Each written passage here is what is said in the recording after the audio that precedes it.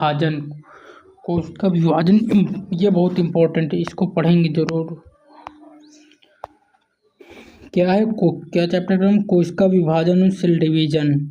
या एकमात्र कोशिका के विभाजित होकर नई पुत्री कोशिकाएं बनाने की प्रक्रिया को कोशिका विभाजन कहते हैं। और पढ़ते हैं कोशिका के विभाजन के प्रकार। कोशिका भी दो प्रकार की कोशिका विभाजन दो प्रकार से होते हैं, माइटोसिस, मियोसिस। समसूत्री विभाजन, समसूत्री विभाजन और अर्धसूत्री विभाजन। देखो समसूत्री विभाजन होकर दो बनते हैं, एक से दो समसूत्री मतलब सम बनते हैं, दो बन जाते हैं समसूत्री विभाजन। सबसे छोटी सम संख्या क्या होती है? दो। उसी से हम ध्यान में समसूत्री विभाजन टूटकर दो ही बनते हैं। और अर्धसूत्री विभाजन जिसे बोलते हैं मियोसिस, माइटोसिस समसूत्री विभाजन, मियोसिस अर्धसूत्री विभाजन। इसमें देखिए एक दो तो टूटते हैं, दो फिर टूटने के बाद फिर वो दो टूटते हैं, अर्धसूत्री विभाजन आधे आधे होकर। इसमें कितने बन गए? 3 3 6 बन गए। इनमें क्रमिक विभाजन होता है, ये इसमें क्रमिक विभाजन होता है, इसमें नहीं। और इसको डिटेल से पढ़ते हैं।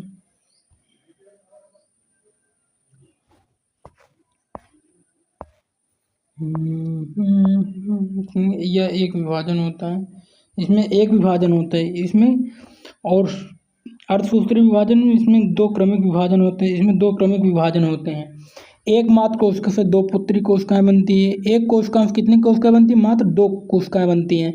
और एक मात्र कोशिका से कितनी कोशिकाएं बन गई हैं? देखो 1 2 3 4 कोशिकाएं बन गई हैं। ये दो क्रमिक विभाजन होते हैं। गुणसूत्रों की संख्या समान होती है। इसमें क्या होता है? गुणसूत्रों की संख्या समान होती है, गुणसूत्रों की संख्या आधी हो जाती है। अर्धसूत्री विभाजन तो इसमें आधा हो जाएगा। क्या? गुणसूत्री संख्या आधी हो जाएगी। समसूत्री मतलब संख्या समान रहेगी, ध्यान रखना। शरीर की वृद्धि एवं मरम्मत एवं अलैंगिक प्रजनन में सहायक होता है। शरीर की वृद्धि, मरम्मत एवं अलैंगिक प्रजनन में सहायक होता है। ये क्या है? समसूत्री विभाजन किसमें सहायक होता है? शरीर की वृद्धि में और मरम्मत एवं अलैंगिक प्रजनन में सहायक होता है। युग्मकों में बनाने में सहायक होती है। ये युग्मक बनाने में, गैमेट्स बनाने में सहायक करते हैं। कौन से? अर्धसूत्री विभाजन गैमेट्स बनाने में सहायक करते हैं। एवं आनुवंशिक विविधता पाई जाती है इसमें, और इसमें आनुवंशिक विविधता उत्पन्न करते हैं, आनुवंशिक विविधता उत्पन्न होती है। जब देखिए कोशिका विभाजन का महत्व क्या है, इसमें कोशिका विभाजन क्यों महत्व है? कोशिका विभाजन से क्या होता है? फायदे हैं। ये कुछ जीवों की वृद्धि करते हैं, ऊतकों की मरम्मत एवं पुनर्निर्माण करते हैं, क्षतिग्रस्त और पुरानी कोशिकाओं का प्रतिस्थापन, क्षतिग्रस्त या पुरानी कोशिकाओं का प्रतिस्थापन करते हैं। अलैंगिक प्रजनन में सहायक करते हैं। देखिए यहाँ पर थोड़ा टाइपिंग मिस्टेक हो गया है। अलैंगिक प्रजनन में सहायक होते हैं। युग्मकों के निर्माण में सहायक करते हैं। युग्मकों निर्माण कौन सहायक होता है? अर्धसूत्री विभाजन। गुणसूत्रों की संख्या को पीढ़ी दर पीढ़ी स्थिर बनाए रखना, ये गुणसूत्रों की संख्या को आनुवंशिक विविधता उत्पन्न करते हैं, आनुवंशिक विविधता उत्पन्न रखते हैं। मैं देखो याद करने की, माइटोसिस 1 से 2 संख्या वही, मियोसिस 1 से 4 संख्या आदि, 1 से 4 संख्या आदि। मिटोसिस समानता, मियोसिस विविधता पाई जाती है। माइटोसिस में समानता पाई जाती है, मियोसिस में विविधता पाई जाती है। देखिए कोशिका का चक्र है, क्या अर्थ है इसमें देखिए पढ़ते हैं।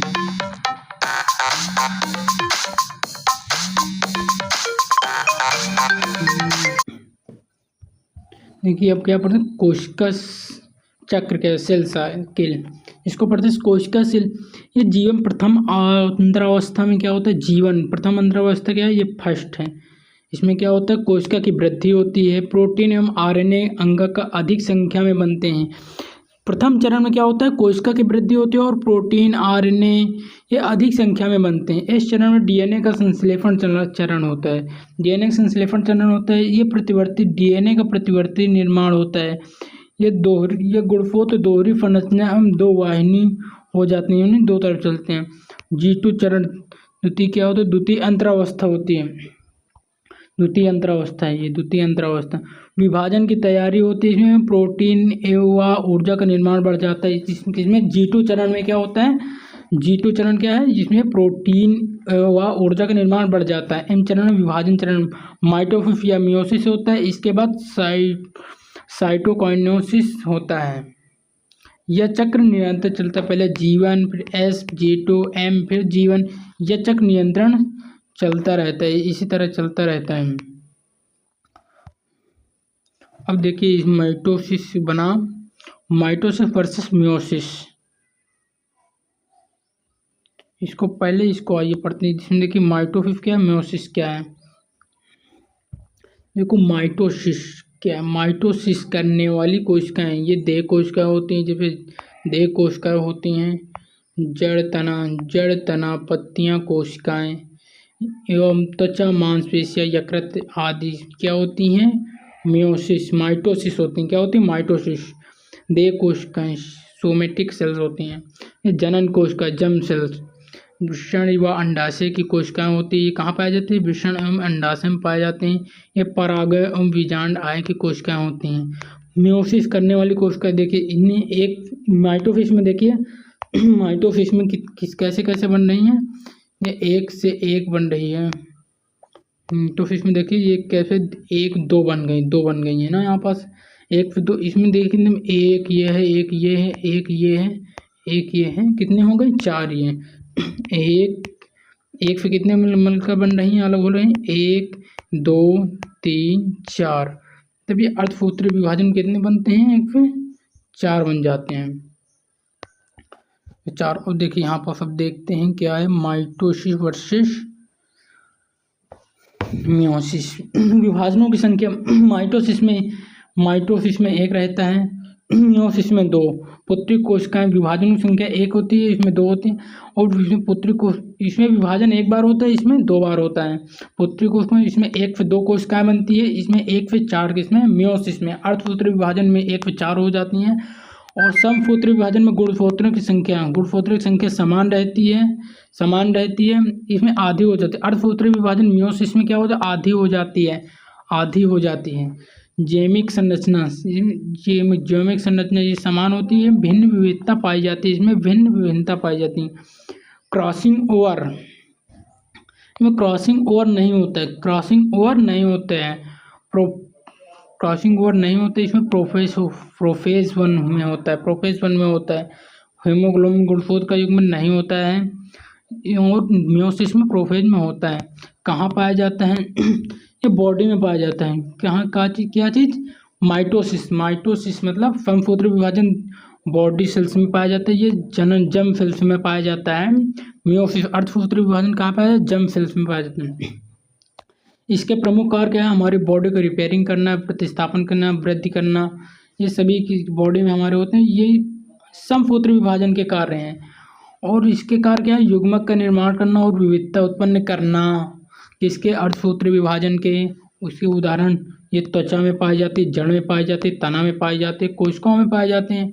और मियोसिस का क्या कार्य है, वृषण में पाई जाती है, वृक्क में, अंडाशय में पाई जाती है, पराग में पाई जाती है, पराग कोशिकाओं में पाई जाती है।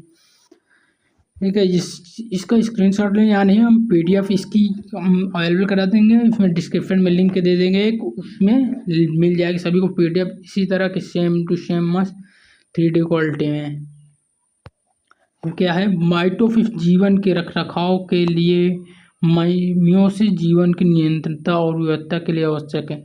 क्या, माइटोसिस जो है जीवन के रखरखाव के लिए, मतलब जीवन के रखरखाव के लिए आवश्यकता है, और मियोसिस निरंतरता और विविधता उत्पन्न करने के लिए आवश्यकता है, मतलब आगे की जनरेशन को उत्पन्न करने के लिए आवश्यकता है। महत्वपूर्ण बिंदु के कौन कौन से हैं इसके, नई कोशिकाएं सदैव पूर्ववर्ती कोशिकाओं से बनती है, नई कोशिका जो होती है सदैव पिछली कोशिकाओं से बनती है। माइटोसिस शरीर की कोशिकाओं को समान रूप से कार्य करते हैं, माइटोसिस शरीर की कोशिकाओं में समान रूप से कार्य करती हैं।